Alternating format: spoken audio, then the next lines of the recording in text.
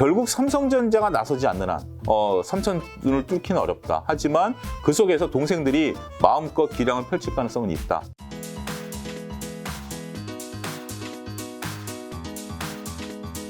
네, 주식시장이 지금 어저께가 코스피 2669, 코스닥 886, 최근 지수 쪽을 봤을 때는 조금 반등한 것 같아요. 반등이라기보다는 이게 이제 해석의 나름인데요. 저는 바닥을 잡은 거가 가장 중요하다. 그러니까 코스피 기준으로 2,600, 코스닥 기준으로 850에 대해서 우리가 불과 얼마 전만 하더라도 이달 중순만 하더라도 깨고 내려가는 거 아니야? 바닥이 어디야? 그렇죠. 미국의 이제 빅스 지수라고 불리는 공포 지수가 극대화되다 보니까 우리 이제 주식을 팔 수는 없지만 팔아야 되는 거 아니야? 말아야 하는 막 이런 논란들이 한때 있었습니다. 근데 지금 5월 말 기준으로 봤을 때 그런 얘기를 하시는 분들은 별로 없는 것 같아요. 이제 바닥을 잡았느냐에 대한 얘기일 뿐만 아니라 뭘 사야 돼? 이런 얘기들이 슬슬 나오기 시작한다는 거죠. 그러면 이게 주식은 몇 가지를 종합적으로 봐야 되는데 하나는 지표를 봐야 되는 게 있고 하나는 심리입니다. 근데 지표는 심리에 따라서 엇갈리게 되죠. 우리가 2,660을 본 게 꽤 오랜 기간이에요. 그쵸, 오래 봤죠. 오래 봤어요. 한 서너 달 봤어요. 서너 달 봤는데 그동안에 2,600을 봤을 때는 불안감을 많이 느끼셨을 텐데 지금 2,600을 보니까 벌써 김 작가님도 말톤이 바뀌셨잖아요. 이제 좀 올라온 거 아니야? 라는 그런 말톤으로 바뀐 것처럼 인식이 이제 바뀌기 시작했다는 거죠. 저는 주식시장이 이것도 굉장히 중요하다고 보여집니다. 다들 공포감이 있을 때는 똑같은 2,600을 갖고도 내가 마음의 위안을 못 받는데 야, 지금 2,600이면 떨어질 일이 없어. 이제는 뭔가 사야 되는 거 아니야? 이런 관점으로 본다라는 거죠. 그런 관점에서 보면 현재 추세가 상당히 양호하다라는 것이고요. 두 번째로 제가 최근에 시장에서 느끼는 것은 뭐냐면 주도주가 없는 시장이에요. 주도주 뭐 기억나시는 거 있나요? 최근 장 보면서? 요즘 별로 없는데요. 그러니까 물론 이제 어제 같은 경우 뭐 좋은 소식에 의해서 게임 엔터주들이 좀 올랐고 지금 뭐 신재생 에너지 좀 올라가고 하지만 그다음에 뭐 리오프닝 관련은 좀 올라가지만 이게 지금 시장을 뭐 이끈다 이런 느낌 특별히 없잖아요. 그런 게 저는 더 좋은 것 같아요. 그러니까 우리가 이제 저는 이제 전쟁으로 표현을 드리자면 주식 시장의 하방으로 내려오려고 하는 어떤 두려움 이런 적과 이것을 이제 뚫고 주식을 사야 되겠다라는 게 전쟁이 시작이 될 때 지금 현재까지는 두려움으로 밀고 내려온 세력이 더 컸죠. 어찌됐든 두려움은 이제 우리가 이제 이런 상태 그러면 이제 저것과 맞서 싸울 때 방법은 두 가지입니다. 하나는 서로 이제 딱 지금은 어떻게 보면 2,600에 대한 대치 국면이거든요. 더 이상 밀려고 하고 있지만 받치려는 힘이 있기 때문에 대치 국면인데 대치 국면을 깨기 위해서는 소대장이 나서야죠. 나를 따르라. 그러면서 소대장이 총 들고 막 뛰어가야죠. 그게 주도주거든요. 주도주가 나서면서 주도주가 이걸 뚫어줬네, 잘 올라가네. 그러면 그래 그럼 다른 주식을 이거 못 사니까 다른 주식을 사볼까? 그러면서 이제 뭐 예를 들면 자동차가 올라가면 화학을 살까, 조선을 살까, 뭐 이런 생각이 들어야 되는데 주도주가 없이 한 걸음 한 걸음 걸어가기 시작하는 거예요. 모든 게 이제 걸어가기 시작한다는 거죠. 그런 것들이 결국은 주도주는 응집이고 지금 같은 경우 분산인데 분산이 되면서 지수가 올라간다? 이거는 체력이 강한 거죠. 그래서 저는 지금 시장은 오히려 주도주가 없는 현상이지만 주도주가 없는 게 나쁘지는 않다. 저는 그렇게 해석을 하고 있습니다. 그리고 여기서 뭐 주도주가 좀 나오게 되면 더 힘을 발휘하는 거죠. 지금 이런 상태에서 마음 급한 놈이 뛰쳐나갈 겁니다. 조만간. 지금 이제 이 녹화일 기준으로 봤을 때는 뭐 태양광이라든지 이런 쪽들이 뛰쳐나가기 시작했는데 그러다 총 한두 발 맞아 쓰러지면 지금은 이 뛰쳐나갈 종목들이 워낙 많아요. 옛날에는 막 가다가 소대장이 이거 좀 제가 표현이 좀 전쟁이니까 이해를 하시기 바라겠습니다. 소대장이 탁 쓰러지고 나면 주춤한데 지금 뛰쳐나갈 소대장들이 많은 거예요. 물량 공세가 가능한 상황이기 때문에 지금은 뭐 조금 시장이 저는 나쁘지 않다 이렇게 보고 싶습니다. 그럼 6월과 하반기 시장은 좀 어떻게 전망하시는 건지? 일단 뭐 여러 가지 트리거들이 있죠. 근데 우리가 지금 돌발악재가 더 나올 게 있나요? 지금 올락재는 다 나왔는데. 물론 돌발악재는 우리가 뭐 예상치 못한 블랙스완처럼 찾아오긴 합니다만 그래도 여기서 추가적으로 웬만한 악재 가지고는 우리가 그렇잖아요. 원숭이 두창 같은 경우도 악재라면 악재인데 신경도 안 쓰잖아요. 그리고 이제 지금 뭐 각 나라들이 저는 이제 시위를 한다라고 표현을 드리고 싶은데 그러니까 인도네시아가 팜유를 가지고 한번 시위를 했었고 그다음에 말레이시아가 닭을 갖고 시위를 했고 그다음에 인도가 소금과 밀 갖고 시위하고 있는데 이것 때문에 관료주들이 좀 출렁출렁 거렸죠.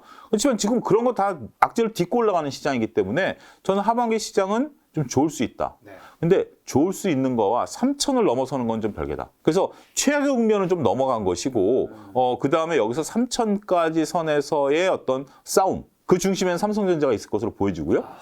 삼성전자가 이제 그동안 쉬었잖아요. 삼성전자가 가야 코스피가 3천 간다는 의미시겠죠? 그렇습니다. 그러니까 이제 우리나라 체력이 형이 그동안 조금 고생 많이 했잖아요. 많이 했죠. 그러다 보니까 이제 형이 좀 쉬고 있는 상태에서 그 밑에 있는 둘째 동생인 현대차라든지 셋째 동생들이 좀 일을 하면서 형 좀 쉬어라라고 한 상태이기 때문에 결국 삼성전자가 나서지 않는 한 3천 눈을 뚫기는 어렵다. 하지만 그 속에서 동생들이 마음껏 기량을 펼칠 가능성은 있다. 저는 그렇게 정리를 해드리고 싶습니다. 그럼 소장님이 지금 타이밍에서는 사야 하는 타이밍이라고 보고 계시겠네요? 그렇습니다. 근데 이제 어떤 종목과 업종에 따라 이제 천차만별이긴 합니다만, 지금 여러분들의 상황에서 두 가지로 나눠드릴게요. 물타기냐 신규 매수냐라는 개념이죠. 물타기를 하는 데 있어서 여러분들이 갖고 있는 종목이 기술주라든지 과거 성장주, 그러니까 우리가 2020년, 21년에 성장주라고 봤던 종목에 대한 물타기는 저는 별로 이렇게 권해드리고 싶지는 않습니다. 대표적으로 네이버 카카오 같은 경우죠. 이런 쪽들은 권해드리고 싶지 않고 중우장대 산업 쪽에 속하는 것들이다. 그러면 물타기 권해드리겠고요.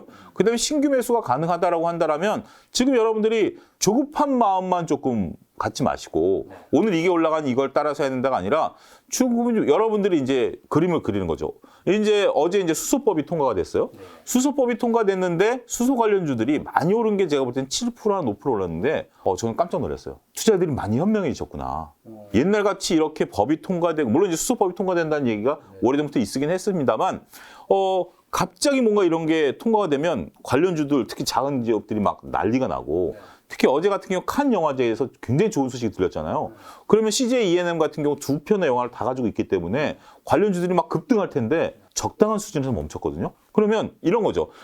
보고 사시는 분도 있습니다만 7, 8% 올라왔을 때 야, 7, 8% 사야지 이거 10%, 20% 갈 거야 라고 달려들어야 되는데 기다려. 딱 멈춘 거죠. 더 이상 사람들이 안 달려든 거죠. 그만큼 이성적으로 접근하신다라는 거예요. 그래서 이런 주식들을 조금 한 템포 늦추면서 신규 투자 자금을 투입하게 된다라면 그 나름대로 수익률 게임을 좀 할 수 있다. 저는 그렇게 구분해드리고 싶어요. 자, 그러면 이제 물타기로 기술주, 과거 성장주는 좀 하지 말라고 얘기해 주셨고 특히 네이버, 카카오 조심해야 된다고. 제가 왜 그러냐면 이것은 제가 이제 여러 가지 것들을 보면 제가 체험한 거기도 하고요. 그 다음에 제가 최근에 읽은 책에서도 확인이 된 내용이긴 합니다만 한때 성장주, 그러니까 지금까지 이끌었던 어떤 주도주가 바로 주도주가 될 가능성은 지극히 낮다라는 겁니다. 그래서 이들이 나쁘냐 좋냐에 대한 인식도 지금 막 혼돈스러운 상황에서 이들이 다시 주도주가 되려면 이건 좀 쉽지 않다라는 거죠. 그러면 아까 말씀드린 신규 매수 측면에서 네. 좀 더 구체적으로 지금 장에서 수익을 보려면 어떤 주식을 사야 하는지. 지금 저는 아이디어를 이렇게 드리고 싶어요. 어떤 게 시장을 주도할 것이냐를 보면 답을 찾기 어렵습니다. 금리 인상 있죠? 인플레이션 있죠? 그 다음에 뭐 소비 둔화도 일부 좀 있는 것들도 있죠?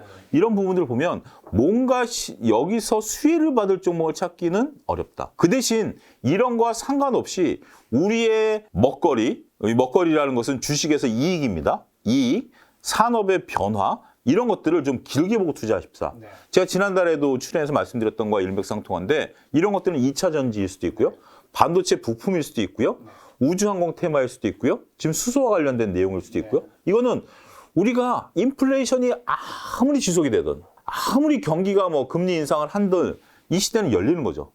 물론 그 과정에서 금리라든지 뭐 원가 상승이라든지 이런 것들 때문에 출렁출렁 거리면 있겠죠.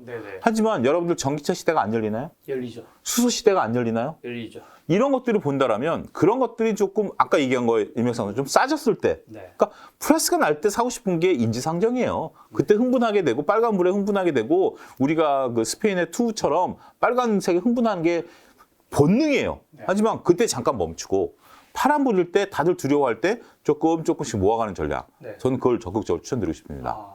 소장님 말씀은 미래에 갈 수밖에 없는 섹터에 그 주식들이 빠졌을 때 조금씩 모아가자. 제가 올 봄에 여기 출연했을 때 한국항공우주 말씀드린 적이 네, 있어요. 말씀해 주셨죠. 그때가 3월 29일에 촬영했는데 그때 41,600원인데 오늘 날짜 기준 한 51,800원 정도. 그렇죠. 네네. 그러니까 김장관에서 말씀드린 게 3월이고 그 전에 말씀드렸던 한 2월 달에 딴 방송에서 말씀드렸거든요. 거의 2배 가까이 올랐어요. 그러니까 지금 꾸준히 올라가잖아요, 이런 것들을. 그런 것들에 대해서 여러분들이 지속적으로, 그러니까 결국 물론 이제 누리호 2호 발사가 임박을 했고 네. 상상하기 싫은 일이 발생하게 된다면 주가가 조금 트리거가 생길 수는 있겠습니다만 네. 지금 K50 비행기 전쟁 터지면 수혜가 돼버렸잖아요. 우리가 과거 이제 K50 비행기가 러시아산 비행기하고 입찰 경쟁을 많이 붙었어요. 러시아 비행기가 가성비가 좋다 그래서. 근데 전쟁에서 보니까 러시아 비행기가 뭐 테이프로 붙여가지고 GPS 붙여갖고 비행기가 다 날아다닌다면서요. 그런 게 이제 났고 러시아가 전범국가가 되면서 무기 수출이 금지가 돼버렸어요. 그러다 보니까 반사적인 이익을 본의 아니게 우리가 얻게 된 거죠. 네. 그런 부분들을 보게 된다라면 꾸준히 갈 수 있는 이 기업은 죽었다 깨나도 우리가 필요하다라고 하는 거에 대해서는 네. 여러분들이 길게 가져가실 필요가 있다. 말씀드릴 수가 있겠습니다. 알겠습니다. 최근에 현대건설, 현대차 등을 보면 입찰 포기랑 소나타 단종 등 매출 좀 포기하고 있는 부분이 있는 것 같은데 투자자가 좀 뭘 봐야 될까요? 이것은 그 기업 오너들에 대한 행태를 우리가 봐야 된다라는 겁니다. 기업 오너들 입장에서 본다라면 매출도 쉽게 포기하기 어렵고 이익도 쉽게 포기하기 어려워요. 이거 두 가지 유혹이에요. 우리가 이제 저도 이제 유튜브를 시작했습니다만 조회수를 무시할 수 없고 그렇다고 해서 컨텐츠를 자극적으로 가져갈 수도 없고 어떻게 보면 고민이에요. 자극적인 컨텐츠가 잘 팔리는 건 현실이니까. 그렇죠. 근데 그 중에서 하나는 이제 오너로서 결단을 내려야죠. 근데 지금 이제 현대건설이라든지 현대차 같은 거 같이 이제 현대차가 이름이 붙긴 했습니다만 매출을 포기했어요. 지금 잘못된 매출을 고집하게 되면 이익이 박살나는 거죠. 현대건설 같은 경우 지금 제가 알기로는 입찰을 두 군데를 포기를 했는데 하나는 뭐 둔촌동 말고요. 둔촌동도 현대건설이 지금 들어가 있지만 거기는 이미 진행이 되고 있는 거고 경기도 어딘가에 4,000세대의 아파트 재개발이 있는데 거기에 현대건설이 가장 유력했다라고 하네요. 그리고 이제 나머지는 들러리를 서는 경우였는데 현대건설이 스스로 포기해버렸어요. 왜요? 근데 그쪽에서 이제 그쪽 재개발 조합 측하고 가격 협상을 어느 정도 하잖아요. 그래서 지금 원가가 높아지다 보니까 어느 정도 올려달라고 하니까 저쪽에서는 이게 얘기가 진행된 지 좀 오래됐나 봐요. 그러니까 옛날 가격대로 그냥 해라라는 거고 지금 높아진 걸 인정해달라고 하니까 계속 이쪽에서는 싸우다가 우리 그거 못해 하고 포기해버린 거예요. 4,000세대는 어마어마한 거예요. 굉장히 중요한 건데 우리 그거 해봤자 적자야. 이익 안 나. 포기해버린 거예요. 그러니까 그쪽에서 벙쪄버린 거예요. 더 이상 지금 누굴 데려오기도 좀 애매해져 버린 거죠. 그런 상황이고 가장 중요한 것은 지금 남해 쪽에 그러니까 경상도와 전라도의 어떤 특정 지역을 있는 해저 터널을 하고 있는데 이건 공공 입찰이기 때문에 가끔 기업들은 적자를 내더라도 공공건설을 하려고 합니다. 왜냐하면 공공건설에 대한 외형이 있어야 다음 입찰을 참여할 수가 있거든요. 근데 이걸 포기해버렸어요. 이것도 적자니까. 지금 이제 해보니 원가가 올라가다 보니까 지금 결국 기업은 다음에 미래 먹거리라든지 아니면 우리의 외형이라는 거 신경 쓰기보다는 지금 생존이 필요한 시기다. 어떻게 보면 저는 적절한 판단이다. 그래서 주주들은 매출이 좀 줄어든다 하더라도 이익이 늘어나면 이 기업에 대해서는 오케이를 봐야 된다. 그리고 현대 같은 경우 지금 현대차는 소나타를 단종을 시켰고요. 기아는 모하비를 단종을 시켰습니다. 이건 언론에 다 나온 건데 물론 이제 두 차종 다 그렇게 많이 팔리는 차는 아니에요. 한때 소나타는 최고였습니다만 아, 소나타 그럼 이제 안 나오는 거예요? 안 나와요. 진짜로? 놀라시네. 근데 소나타는 우리가 보는 충격이 있잖아요. 아니 아반떼, 소나타, 그랜저, 제너시스 우리가 아니, 생각하는 딱 그 등급이잖아요. 저희 김 작가님 그럼 나이가 탈로가 나요. 아 이거 잘라주세요. 왜요? 아니 그게 정상적인 방법이었어요. 이게 우리가 첫 차는 대부분 아반떼로 시작을 아반떼. 해서 소나타를 거쳤는데 요즘 젊은이들은 소나타를 안 거치고 뭐 우회해서 SUV로 가거나 뭐 이렇게 가는 경로인데 근데 소나타의 저는 결정적인 실수는 원래 소나타는 택시였잖아요. 네네네. 근데 이번 소나타 같은 경우 택시가 없었죠. 이걸 경영진이 그런 결정을 내렸을 때 저는 좀 실수다라고 판단했어요, 당시에는. 왜냐하면 소나타가 택시로 안 팔리고 그쪽 전략은 그랬죠. 택시로 들어가는 순간 이게 좀 이미지가 떨어지니 고급화를 가겠다라고 했는데 글쎄 소나타를 고급화로 가겠다라는 게 맞아? 저는 이렇게 봤는데 결국 그게 소나타가 안 팔린 거죠. 왜냐하면 택시가 팔려줘야 규모의 경제가 생기는데 택시가 안 팔리다 보니까 규모의 경제가 안 생겨버린 거예요. 택시가 어디로 우회했냐라면 K5로 우회를 했고 그랜저로 우회를 했죠. 개인 택시는 그랜저로 가버리고 회사 택시는 K5로 가버린 거죠. 이미지 충격이에요. 기성세대들은 소나타를 단종한다? 근데 얘네들은 소나타가 애물단지가 돼버린 거예요. 근데 여러분들이 읽어야 될 건 뭐냐면 이것도 매출을 포기한 거죠. 소나타도 매니아가 있고요. 특히 모하비 같은 경우 매니아가 대단히 많아요. 우리가 현대 전공, 옛날에 현대 전공, 지금은 현대 글로비스인가요? 모비스. 현대 모비스가 생산했던 갤러퍼가 단종된 이후에 모하비 쪽에 이 매니아들이 있어요. 근데 이걸 단종했다라는 것은 결국 우리가 많은 것을 놓고 파는 것보다 되는 거에만 집중하자라는 전략이에요. 그러면 결국 수소와 전기차로 집중하겠다라는 거기 때문에 이러한 전략들은 현대차가 잘하고 있다.